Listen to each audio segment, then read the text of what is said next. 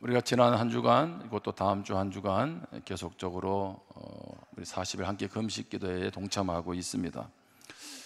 이번에 어느 때보다 우리 성도님들이 기도하는 데 집중하는 것 같아요. 제가 매일 이렇게 보면 90명 정도 이상이 30분 정도를 계속 기도하시더라고요. 제가 늘 아쉬웠던 거는 뭐냐 하면 기도의 자리로 왔는데 예배만 드리고 가서 좀 아쉬웠거든요. 물론 예배도 중요하지만 기도로 하나님을 만나는 것이 중요하잖아요. 예수님과 연결되라, 이런 주제로 계속 말씀을 나누는데, 연결되라는 건 어떤 의미냐 하면 요한복음 15장에 보면 포도나무와 가지의 비유를 통해서 예수님 안에 거하라는 뜻입니다. 예수님 안에 거하라. 다른 말로 하면 예수님과 관계 맺으라, 그런 말이죠. 왜냐하면 우리가 이 연결이라는 단어를 좀 오해할 수 있는 게, 여러분 예수 믿으면 연결됩니다. 누구와? 예수님과. 이렇게 쓰면은 그러면 연결이 또 다른 의미가 어떤 의미야라고 이렇게 용어적인 좀 오해가 올 수 있어요. 그런데 예수를 믿어도요, 주님의 자녀가 돼도 주님과 관계가 친밀하냐 그렇지 않으냐는 우리가 삶에서 보면 경험이 되잖아요. 예를 들면 육신의 부모가 있고 자녀가 있습니다. 그런데 혈육으로 부모와 자녀 관계가 되었다고 해서 부모와 자녀 관계가 좋은 것은 꼭 아닐 수도 있습니다. 그렇죠? 부모님이 계시고 자녀가 있음에도 불구하고 그런 말을 하잖아요. 원수보다 못할 수도 있잖아요. 보고 싶지 않을 수도 있지 않습니까? 다시 말하면 하나님과 우리와의 관계도 친밀한 연결이 되어질 수도 있지만, 반대로 뭐예요? 서먹서먹하고 대면대면하고 별로 가깝게 하고 싶지 않은 그런 상태일 수도 있다는 것입니다.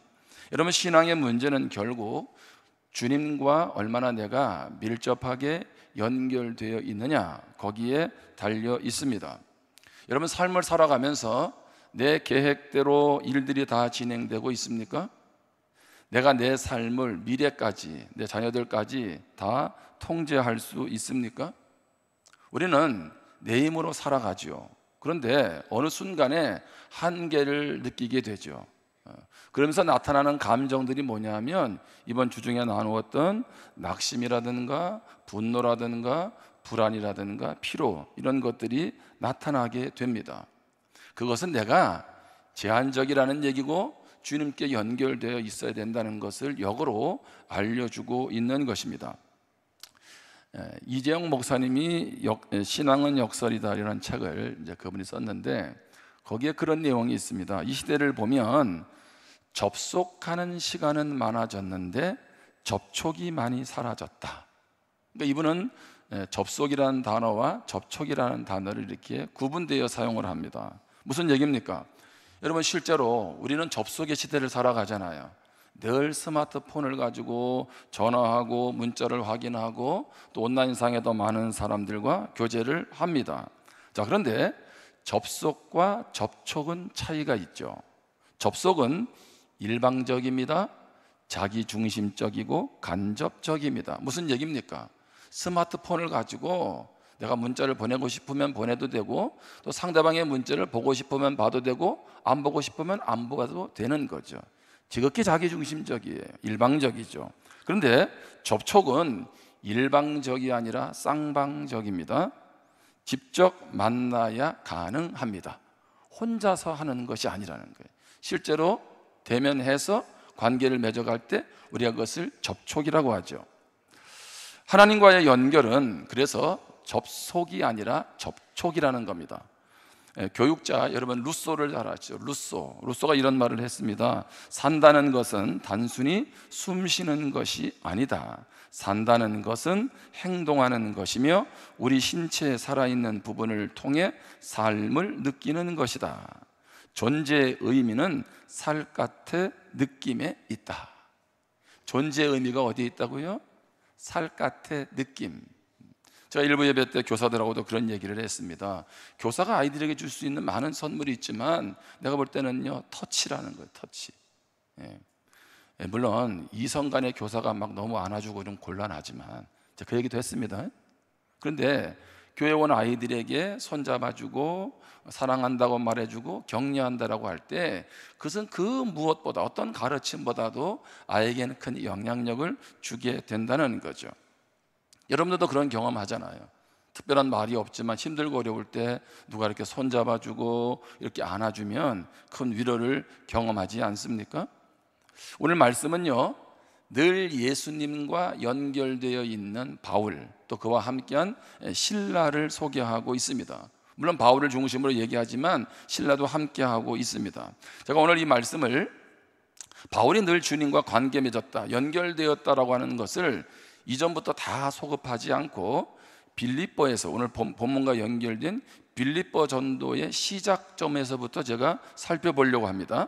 자, 바울이 신라와 함께 이제 2차 선교 여행, 전도 여행을 출발하죠. 자, 바울은 아시아에 가서 복음을 전하려고 했어요. 이게 사도행전 16장 6절 이하에 나옵니다. 이제 아시아, 그러니까 지금 아시아라는 의미와 다른 게 그 당시에 아시아는 에베소, 튀르키예 지역 그쪽을 중심으로 해서 말합니다. 그런데 성령께서 그걸로 가지 말라고 막으세요. 그래서 바울이 이번에는 비두니아라고 하는 곳으로 가려고 합니다. 그런데 또 성령께서 막으세요. 자, 그런데 바울이 그러면 어떻게 하지라고 드로아에 있는데 밤에 환상이 보이면서 마게도냐에 있는 사람들이 우리를 건너와서 도와주라고 하는 것을 보게 됩니다. 자, 마게도냐는 이제 유럽의 관문이죠. 그래서 바울이 그 환상을 보고 이제 빌립보 지역까지 가게 되죠.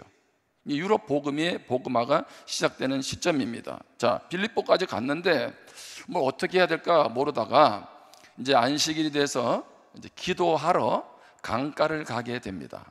강가에 갔는데 그것에도 기도하려고 하다 보니까 루디아라고 하는 여인을 만나게 돼요. 그래서 그 여인에게 복음을 전하게 되고 그 여인의 식구들도 예수를 믿습니다. 그래서 빌립보 교회가 시작이 됩니다. 자, 그런데 이 루디아와 그 집의 식구들까지 침례를 받고 났는데, 자, 사도행전 16장 16절입니다. 우리가 기도하는 곳에 가다가, 또 기도하러 가는 거예요. 가다가 빌립보 지역에서 점치는 귀신 들린 여종 하나를 만나니 점으로 그 주인들에게 큰 이익을 주는 자라. 무슨 얘기냐 하면, 자, 바울이 오늘 말씀에 보면 또 기도하러 가다가 누구를 만났어요? 귀신 들린 여종 하나를 만난 거죠. 근데 이 여종을 통해서 그 주인들이 돈을 많이 벌어들였어요. 아마 신기가 좀 많은 것 같아요. 예? 그래가지고 어떻든 이제 여종, 이 귀신 들린 여종을 통해 점을 치면 맞고, 그래서 주인들이 큰 도움을 받았는데 바울이 이 귀신 들린 여종의 귀신을 쫓아낸 거예요. 예? 자, 그러니까요, 그 주인들이 얼마나 이제 열이 받겠어요. 자기들의 수입원이 끊어지니까. 근데 여기서 제가 한 가지 짚을 게 뭐냐 하면, 자, 바울이 아시아로 선교하러 가려고 그랬어요. 근데 막으셨죠. 자, 어디로? 또 그 다음에 비두니아로 가려고 하는데 성령이 막으세요. 그리고 그가 어디에서? 드로아에서 환상 가운데 하나님의 인도를 경험하죠. 자, 여기서 우리가 놓치지 말아야 될 게 뭐냐 하면, 그러면 바울은 아무것도 하지 않는데 갑자기 하나님께서 말씀하셨냐는 거예요. 그렇지 않죠. 선교를 출발할 때도 금식하며 기도하며 이들을 보냈는데 바울은 그때마다 뭐 했겠습니까? 당연히 소아시아 전도를 위해서도 기도했을 거고 비두니아에서도 기도했을 것이고, 뿐만 아니라 어디에서도, 드로아에서도 기도했겠죠. 그럴 때 하나님이 환상이 그에게 임한 거죠. 뿐만 아니라 어디에 가서도, 빌립보에 가서도 강가에 가서 기도하러 가잖아요. 그리고 오늘 귀신 들린 여종을 만날 때도 그 타이밍이 어떻게 합니까? 기도하러 가다가 만난다는 얘기입니다. 무슨 얘기냐 하면, 바울은 늘 예수님과 연결되어 있었는 줄 믿습니다. 아멘. 바울은, 여러분 이게 중요한 거예요. 바울은 뭐 갑작스레 이렇게 뭐 인도를 따라간 게 아니라 늘 주님과 연결되어 있는, 관계가 맺어져 있는 그러한 상황이었습니다. 자, 그런 가운데 귀신 들린 여종의 귀신도 쫓아내게 되죠. 그러니까 주인들이 밥벌이가 이제는 사라지니까 어떻게 합니까? 모함을 해가지고 바울로 하여금 장터에 가서 관원들이 끌려가게 되고 늘신 매를 맞죠. 얼마를 맞았을까요? 바울이 40에 하나 감한 매를 맞은, 여러 번 맞은 것을 봤을 때 엄청나게 맞은 거예요, 지금. 그리고 감옥에 갇히게 됩니다. 자, 빌립보 감옥에 갇혔습니다. 사도행전 16장 24절입니다. 그가 이러한 명령을 받아 그들을 어디에 가두고 깊은 옥에 가두고 그 발을 착고에 든든히 채웠더니.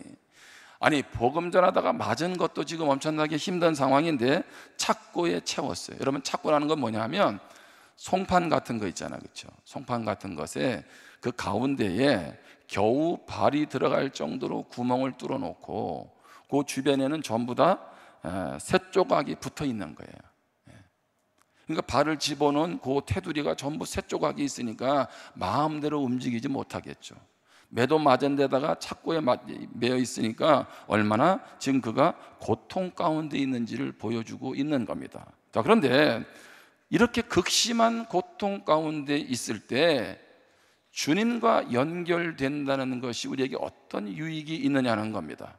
제가 이 본문을 여러 번 다뤘기 때문에 오늘 이 초점으로 한번 나누는데, 첫 번째는 연결되면 환경에 좌우되지 않는다는 거예요.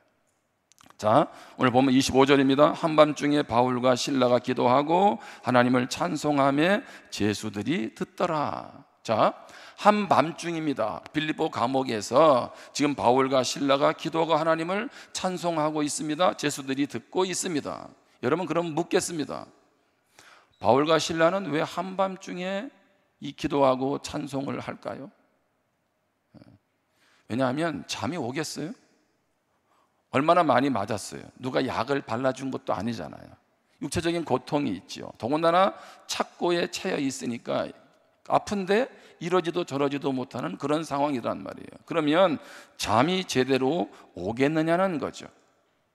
여러분 같으면 이런 상황에 처할 때 어떻게 반응하시겠어요? 기도하고 찬송합니까? 아니면 원망하고 불평합니까? 무엇을 말하고 있습니까? 바울은, 신라는 죄를 지은 게 아니잖아요.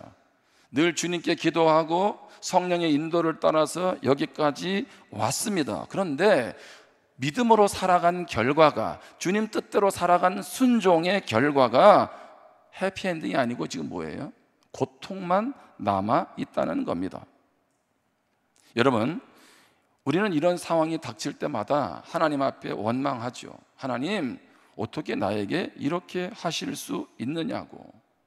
여러분, 그런데 우리가 신앙생활을 바르게 하는지 바르게 하지 않는지를 볼 수 있는 바로미터가 있어요.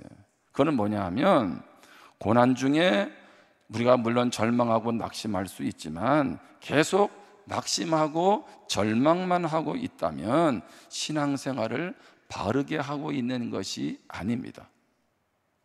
억울하게 고난 당해도 기도하고 찬송해야 바르게 신앙생활을 하고 있다는 증거입니다. 무슨 얘기입니까? 다시 얘기합니다. 고난 당하면 물론 그것 때문에 순간적으로 원망할 수도 있고 또 그것 때문에 불평할 수도 있습니다. 낙심할 수도 있습니다. 그런데 계속 그 상태로 가서는 안 된다는 거죠. 믿음의 사람들은 그럴 때 어떻게 합니까? 바울과 같은 자세를 취하게 되는 거죠. 아니, 어떻게 바울은 기도하면서 찬송할 수 있었을까요? 그것은 그가 얼마나 하나님이 어떤 분인지를 알고 있었기 때문에 그렇습니다. 비록 나는 믿음으로 주의 뜻에 순종하다 여기까지 와서 이런 큰 고통을 당하고 있지만, 내가 잘못한 것은 아니지만 그럼에도 불구하고 나는 이해할 수 없어도 하나님은 전적으로 신뢰할 수 있는 분이야. 그런 분명한 믿음이 그에게 있었던 거죠. 그리고 앞으로 어떻게 될지 모르지만 분명한 것 한 가지는, 하나님은 합력해서 선을 이루어 주실 거야. 아멘. 바울은 이러한 믿음이 그의 속에 있었기 때문에 남들과 똑같이 원망하고 불평할 수 있는 상황에서 어떻게 합니까? 도리어 기도하고 하나님을 찬송했다는 것입니다. 우리는 열악한 환경, 어떤 그런 상황들이 닥치게 되면 그것을 부정적으로만 보는 경향이 있습니다. 다시 말하면 결핍은 안 좋은 것으로 생각하는 경향이 있어요. 자, 제가 한 예를 들어 드릴게요. 잘 사는 국가, 못 사는 국가가 있습니다. 잘 사는 사람, 못 사는 사람, 그것을 가르는 기준점이 뭘까요? 잘 사는 사람, 못 사는 사람, 잘 사는 국가, 못 사는 국가, 그것을 가르는 기준점이 뭘까요? 인류학자인 제라드 다이아몬드 교수가 나와 세계라는 책에서 아주 재미난 기준점을 제시했습니다. 잘 사는 나라와 못 사는 나라의 기준점. 첫 번째는 위도예요. 위도. 이게 무슨 얘기냐 하면 열대지방은 못 살고 온대지방은 잘 산다는 거예요. 땅이 비옥하기 때문이고 병충해도 적고 전염병도 적기 때문이라는 거죠. 두 번째, 바다를 끼고 있느냐 내륙에 있느냐입니다. 바다를 끼고 있는 게 유리하대요. 잘 산다는 거예요. 왜? 물류 비용이 적게 드니까. 세 번째, 좋은 제도가 있느냐입니다. 그러니까 나라가 좋은 제도가 있는 나라가 잘 산다는 거죠. 여러분, 예를 들어서 아프리카는 제가 봐도 제도가 정말 엉망인 것 같아요. 한 번씩 선교지를 가보면 대통령, 부통령이 다 좋은 거 다 해먹더라고요. 이제 해먹던다 해서 죄송한데 실제로 그렇더라고요. 어느 날 케냐에 선교지 갔다가 제일 그 큰 어떤 쇼핑몰이 있어가지고 그는 백화점 크게 너무 잘 지은 거예요. 아프리카에서는 누가 지었냐 그랬더니 저거 부통령 거라 그러더라고. 네 번째, 잘 사는 나라 못 사는 나라의 기준점이 뭐냐면 천연자원의 여부입니다. 이게 뭐냐면 여러분이 질문해 볼게요. 천연자원이 많은 나라가 잘 살까요? 천연자원이 없는 나라가 잘 살까요? 이럴 때 여러분들이 되게 흐물흐물 대답을 하세요. 이렇게. 근데 흥미롭게도 천연자원이 없는 나라가 더 잘 산대요. 100%는 아니지만 천연자원이 없는 나라가. 실제적으로 천연자원은 축복이기보다는 저주의 요인이다라고 말을 합니다. 왜 그럴까요? 자, 천연자원이 있는 나라들을 잘 보면 천연자원이 온 국토에 골고루 있는 게 아니잖아요. 한 부분에 있잖아요. 그렇죠? 아프리카 같은 경우도. 그러다 보면 서로 그것 때문에 내란이 일어난다는 거죠. 그걸 서로 차지하려고. 자, 천연자원을 위한 돈이 많습니다. 그러니까 뭐예요? 부패가, 비리가 많다는 거죠. 돈이 많으니까 마구 씁니다. 교육에 투자하지 않습니다. 예를 들어서 콩고, 나이지리아, 앙골라, 볼리비아 다 그런 나라라는 거예요. 그러니까 자원이 풍부한 나라들은 가만히 보면 대부분 못 산다는 거예요. 자, 그러다 깨달았어요. 저 예전에 학교 다닐 때 여러분들도 그런 교육 받지 않았어요? 저는 국토지리를 배웠습니다. 그때 우리나라는 자, 삼면이 바다로 둘려 있다. 우리나라 국토는 70%가 산이다. 천연자원이 있다 없다? 없다. 그러니까 또 뭐가 또 많아요? 외세 침입도 많았다. 저는 이 우리나라의 현실을 비관적으로만 보았는데 그게 아니더라고. 없으니까 어떻게 했어요? 더 몸부림친 거 아니겠어요? 아니, 불닭 볶음면을 한국에서만 먹으면 되지 해외에도 왜 보내냐고. 매운 라면을 왜 해외로 보내는 말이지. 우리 시장은 이게 인구가 한계가 있잖아. 1억 명이 돼야 내수 시장도 나름대로 좀 이게 도전해 볼 만한데 인구도 1억도 안 되잖아. 우리는 5천만 뭐 그죠? 6천만. 그러니까 우리는 애초부터 내수 시장에 한계가 있으니까 어떻게 해요? 수출을 한 거 아니겠어요? 수출. 반도체를 우리나라가 왜 했습니까? 여러분, 반도체가 아프리카에서 만들었어요. 우리는 왜 먹고 살려고 하니까 어떻게 해요? 자원은 없으니까 어떻게 해? 이런 거 만들어낸 거죠. 그러니까 지금 반도체도 생명을 걸고 뭐 AI에도 더 엄청나게 투자를 하고 있지 않습니까? 우리의 한계 때문에, 우리의 결핍 때문에 우리는 도리어 어떻게 했어요? 안을 보지 않고 밖으로 나가게 됐잖아요. 그래서 자녀들 공부시키면 어떻든 뭐 대학은 다 보내고 유학도 보내려고 하고 뭐 그런 거 아니겠습니까?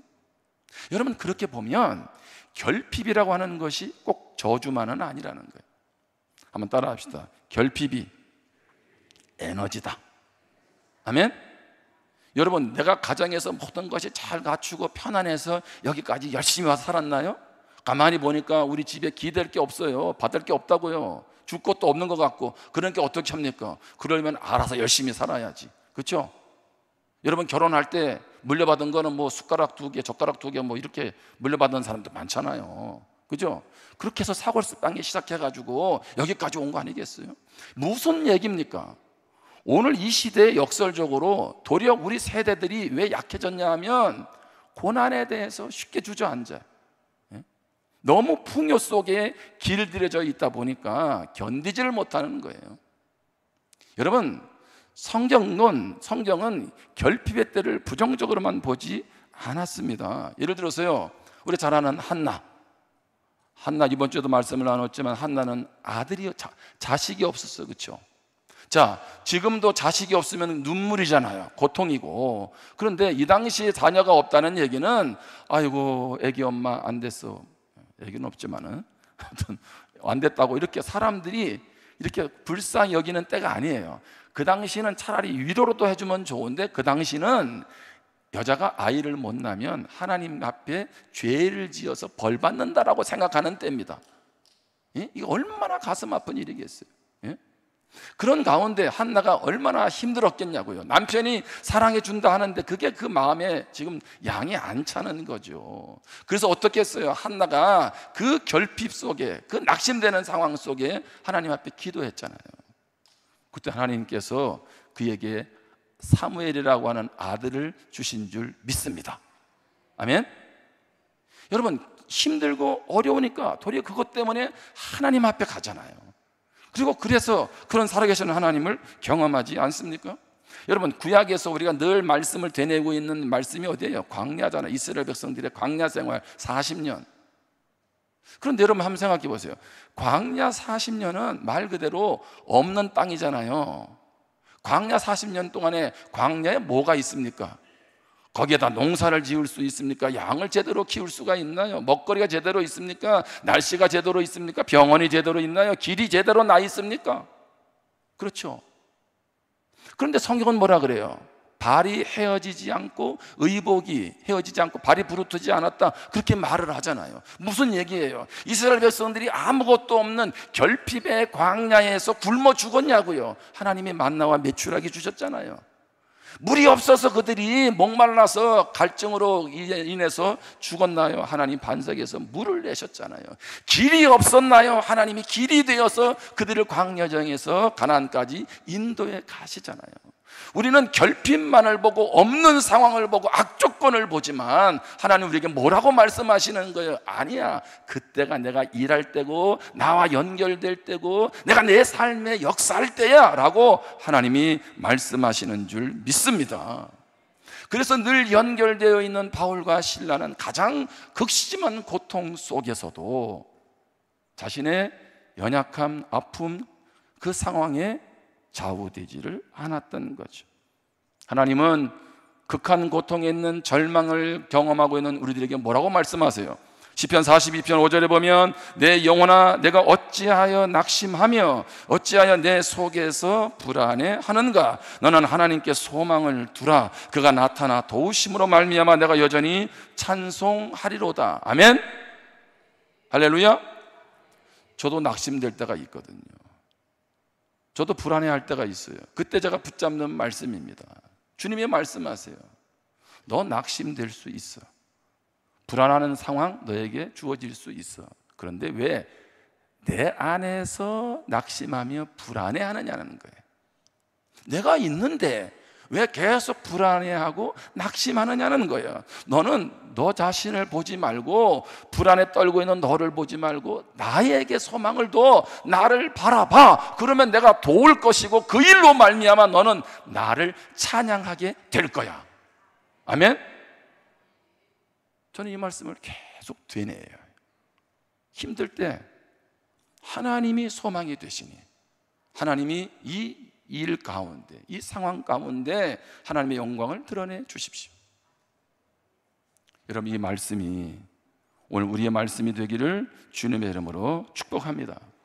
또 한 가지 기억할 것은, 연결되면 눈앞의 결과에 연연해 하지 않습니다. 눈앞의 결과. 자, 바울과 실라가 기도하고 찬양하니까, 한수하니까 어떤 일이 벌어졌습니까? 사도행전 16장 26절입니다. 이에 갑자기 큰 지진이 나서 옥터가 움직이고 문이 곧 다 열리며 모든 사람의 매인 것이 다 벗어진지라. 놀라운 일이 벌어졌죠. 지진이 나면 어떤 일이 벌어집니까? 있는 사람도 지진으로 인해서 죽을 수 있잖아요. 근데 놀라운 지진이 어떻게 되냐면, 옥터가 움직이고 문만 열리고 그 착고가 다 벗어지는 일이 벌어졌어요. 이런 지진을 누가 일으켰다? 하나님이 일으켰다. 그렇죠? 그렇지 않으면 이렇게 될 수가 없잖아요. 자, 바울도 거기에 있는 제수들도요, 자유의 몸이 되었습니다. 제가 봐도요, 바울과 실라의 모습을 제가 한번 봤거든요. 입이 딱 벌어지고 있더라고요. 이게 무슨 일이냐는 거지. 예? 저는 아직까지 이런 현상을 본 적이 없어요. 아직 감옥에 안 들어가서 모르겠지만, 예? 들어가서도 안 되지만, 그렇죠? 근데 이런 일이 지금 벌어진 거예요. 여러분, 이게 지금 이게 기적, 이게 말 그대로 기적이잖아요. 예? 옥문이 열리고 자기들을 묶어놓았던 그 힘들게 했던 착고가 다 풀어지고, 자기들만 그런 게 아니라 죄수들에게도 동일하게 나타난 거죠. 여러분, 그때 여러분은 어떻게 하세요? 할렐루야, 내 기도의 응답이라고. 여러분, 그럼 묻겠습니다. 바울과 실라가 착고에서 풀리도록 기도했어요? 이런 기도 안 했다고요.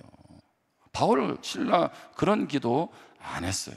그러면 이들이 기도하면, 찬송하면 하나님께서 어떻든 우리를 풀어줄 거야, 뭐 이런 식으로 그들이 기도했을까요? 그것도 아닙니다.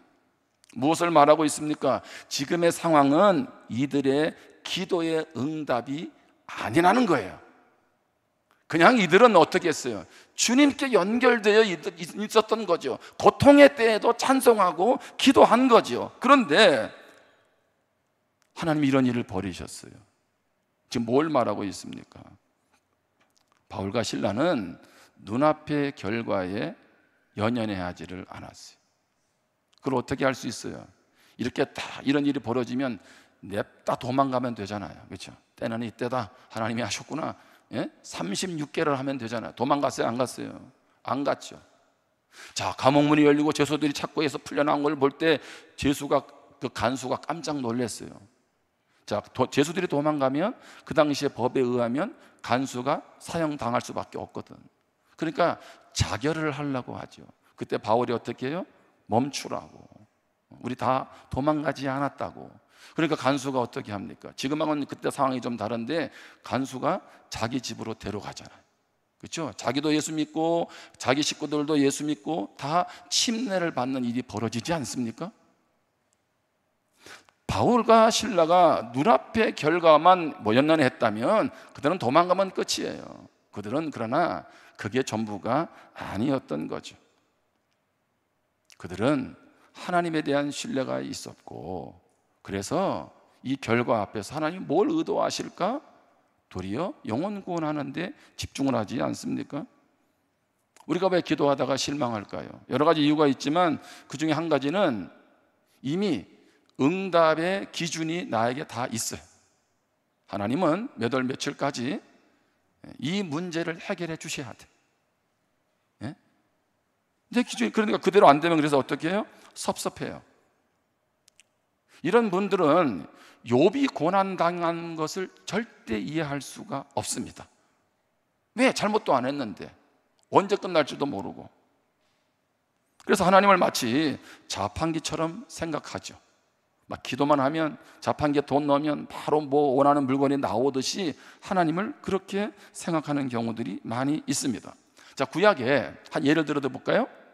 우리가 잘 아는 다니엘의 세 친구가 있었습니다. 사드락, 메삭, 아벳느고. 자, 느부갓네살 왕이 금신상을 만들어 놓고 거기에 절하라고 합니다. 절하라 그래요. 예. 절하지 않으면 다 풀무불에 집어넣겠다고 얘기하죠. 그런데 누가? 다니엘의 세 명의 친구는 금신상에게 절하지 않습니다. 자, 보고를 받은 느부갓네살 왕이 그 세 명을 부르죠. 야, 너희들은 왜 금신상에 절 안 해? 내가 살려줄 테니까 지금이라도 빨리 절을 해. 그럼 내가 용서해 줄게. 이렇게 하는데도 그들이 어떻게 대답을 해요? 우리가 잘 아는 다니엘 3장 17절 18절입니다. 왕이여, 우리가 섬기는 하나님이 계시다면 우리를 맹렬히 타는 풀무불 가운데에서 능히 건져내시겠고 왕의 손에서도 건져내시리이다. 아멘? 이게 믿음이죠. 하나님은 우리를 건져낼 거야. 근데 안 건져내면 어떻게 하실래? 문제는 안 건져낼 수 있잖아요. 18절, 그렇게 하지 아니하실지라도 왕이여 우리가 왕의 신들을 섬기지도 아니하고 왕이 세우신 금신상에게 절하지도 아니할 줄을 아옵소서. 아멘. 이들은 무엇에 연연하지 않았어요? 하나님 구원해 주신다. 그러나 그렇게 안 하고 우리가 풀무불 속에서 그냥 우리가 불에 타서 죽는다 할지라도 우리는 어떻게 해요? 그 결과에 연연해 하지 않겠다는 거죠. 여러분도 이런 믿음 갖기를 주님의 이름으로 축복합니다. 근데 아멘을 잘 하세요. 그렇죠? 이렇게 얘기하면 그래 나도 그렇게 하지 아니하실지라도의 믿음을 가져야지. 그런데 딱 우리 삶에서 결정할 순간이 와요. 믿음 때문에 손해를 봐야 될지 아니면 믿음을 포기해야 될지. 그때는 그렇게 아니하실지라도는 뒤로 가버리지 않나요? 이게 그렇게 아니하실지로다가 정말 죽음의 문제에서만 우리가 고백하는 그런 엄청난 신앙의 고백이냐? 아니라는 거죠. 우리 삶의 자리에서 믿음 때문에 때로는 손해볼 수 있어도 그 길을 택하는 거, 그게 신앙의 모습이잖아요. 저는 그러면서 그런 생각을 했어요. 어떻게 다니엘의 세 친구는 이러한 풀무불 속에서의 죽음 앞에서도 두려워하지 않았을까? 어떻게 죽음까지도 불사했을까? 그런 생각을 해보게 됐어요.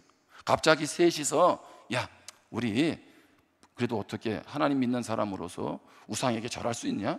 뭐 불에 타서 죽는 한이 있어도 믿음 지키자 이렇게 했다가도 풀무불을 나중에 7배나 뜨겁게 하거든요. 그런 상황 가운데서 죽음으로 가는 게 그게 쉽겠냐고요. 쉽지 않단 말이죠. 그럼 어떻게 이들은 하나님이 우리를 풀무불 속에서 구원해내지 않아도 우상에게 절하지 않겠다라고 할 수 있었을까요? 따라합시다. 평상시 통장의 잔고가 넉넉했다. 무슨 말인지 아세요? 다시 말하면 이 세 명의 친구는 제가 통장을 예로 들어 드리는 거예요. 평상시에 하나님과 우리들 사이에 신뢰가 뭐예요? 많이 쌓여 있었던 거예요. 하나님이 어떤 분인지에 대한 잔고가 계속 쌓여 있었던 거죠. 그러니 비록 하나님은 우리를 불태워 죽이는 상황 가운데 내버려 둬도 하나님은 어떤 분이다? 내가 원망할 대상이 아니라 의지할 뿐이고 다 그 또한 하나님 뜻 가운데 있다라고 신뢰했다는 거죠. 어느 날 갑자기 그리 아니하실지라도 못해요. 어느 날 갑자기 그렇게 하는 게 아니라고요. 어느 날 갑자기 저 집사님은 저분은 그렇게 믿음이 좋은 줄 알았는데 왜 그래? 평상시에 하나님과 관계가 잔고가 쌓여 있지 않은 거예요. 몰랐는데 알고 보니까 맨날 마이너스 통장으로 사는 거지. 우리도 하나님 앞에서 늘 마이너스 통장으로 살아가는 성도들도 있다는 거죠. 제가 말씀을 마무리하면서 두 가지 얘기를 합니다. 하나는 이번에 금식 기도를 하면서 어떤 집사님이 이렇게 이제 문자를 보내줬어요. 그런데 5일간 이제 저녁 금식을 한 것 같아요. 저녁 금식. 그래 이제 금요일 날 금식을 탁 하고 이제 교회 왔는데 30분을 기도를 했는데 하나님이 그런 마음을 주시더래요. 30분만 더 기도해라. 아니 30분을 기도했는데 자꾸 그런 마음을 주셨는데 그냥 무시하고 집으로 갔대요. 집으로 갔는데 아들이 피자를 먹고 있더랍니다. 그래가지고 자기도 모르게 먹었대요. 그랬더니 아들이 그러더래요. 아빠 금식이잖아 그러더라고요. 그래서 아이고 목사님 내가 그때 기도를 했어야 되는데. 그래서 제가 뭐라고 문자를 보냈겠어요? 나도 그럴 때가 있었습니다. 본인은 그 기도가 마치 뭐 마지막 하필이면 피자를 먹어서 금식이 효과가 떨어진 거라고 생각할지 모르지만 우리 하나님 피자 먹었다고 금식 다 되돌리는 분 아니세요. 그렇죠? 제가 수요일 날에 어떤 분이 문자가 왔어요. 제가 이렇게 이제 잠깐 터치하면서 이렇게 안수했잖아요. 수요일 문자가 왔는데 뭐라고 왔냐면 화요일 기도의 자리로 인도하신 하나님 감사합니다. 목사님께서 머리에 손을 얹으신 후 기도가 끝나는 시간까지 통곡의 눈물을 흘렸습니다. 그러니까 이분이 터치를 하고 나서 30분 동안을 계속 통곡을 한 거예요. 주님께서 저를 사랑하셔서 흐르는 눈물인지, 저에게 십자가 등에 지고 주님 따르라는 눈물인지, 제가 부족함으로 흐르는 회개의 눈물인지 눈물의 의미를 알 수가 없습니다. 한나가 통곡하며 기도하는 것 기억하고 신앙인으로 주님과 동행하자는 결단으로 기도를 마치고 교회를 나왔습니다. 그러니까 이분은 왜 하필이면 그때 하나님이 자기에게 통곡을 주시는지 이유는 모르는 거예요. 근데 하나님이 은혜를 주신 줄 믿습니다. 근데 여기서 놓치지 말아야 될 게 또 있어요. 이게 끝이 아니라는 거예요. 하나님은 왜 집사님에게 하필 그때 목사님의 안수를 통해서 성령께서 역사하셨을까요? 그 일을 통해서 하나님을 경험적으로 알게 됐잖아요. 그 말은 무슨 얘기예요? 앞으로도 나를 만나면 너 좋지 않겠냐? 그 얘기죠. 이번만 그렇게 하나님이 마음을 만져주시겠느냐? 아니잖아요. 계속 기도의 자리로 나와서 나의 관계를 맺어라. 여러분, 그렇게 관계를 맺으면 더 풍성해지지 않습니까? 여러분, 기도 응답이 끝이 아니에요. 기도의 응답은 하나님이 어떤 분인지를 우리가 잘 믿지 않고 또 시험 들어하고 하나님 살아계시는 거 맞냐 하니까 확증을 시켜주는 거고, 그러면서 어떻게 합니까? 응답이 있든 없든 하나님은 내가 너와 늘 함께 한다는 것을 계속 알려주고 계시잖아요. 그러니 너는 끊임없이 나와 관계를 맺어, 나와 접촉을 해, 내 안에 거해, 나와 연결돼. 그게 너의 인생의 복이야 라고 말씀하시는 줄 믿습니다. 우리가 그렇게 나아가지 않으면 그분의 풍성함이 나의 풍성함이 될 수 없잖아요. 그러게 시편 73편 28절에 보면 올해 표어의 말씀이잖아요. 하나님께 가까이함이 내게 무엇이라? 내게 복이라. 아멘. 할렐루야. 하나님을 가까이 하는 거. 여러분, 아버지 되신 그 우주 만물을 창조한 하나님 아버지를 가까이 하는 거, 그분이 나와 임마누엘 하시는 것만큼 축복된 게 어디에 있어요? 근데 우리는 내 삶의 낙심과 또는 불안과 염려와 초조 속에 매여서 그 아버지의 아버지 되심을 모르고 느끼지 못하고 살아가잖아요. 오늘 바울과 실라를 통해서 그들이 하나님과 주님과 연결되어 있었기에 그 힘든 극심한 고통의 상황에서도 상황에 연연하지 않고 기도하고 찬양할 수 있었습니다. 뿐만 아니라 그들이 옥문이 열리는 하나님의 역사를 보고도 연결되어 있었기에 눈앞의 결과에 연연해하지 않았습니다.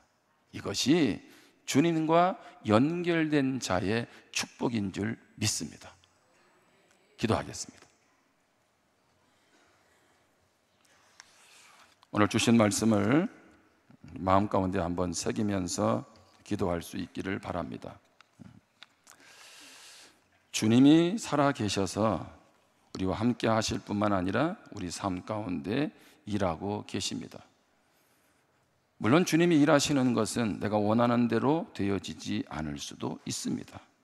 그러나 그럼에도 주님은 신실하신 주님이십니다. 나를 사랑하시는 주님이시고 합력해서 선을 이루시는 주님이십니다.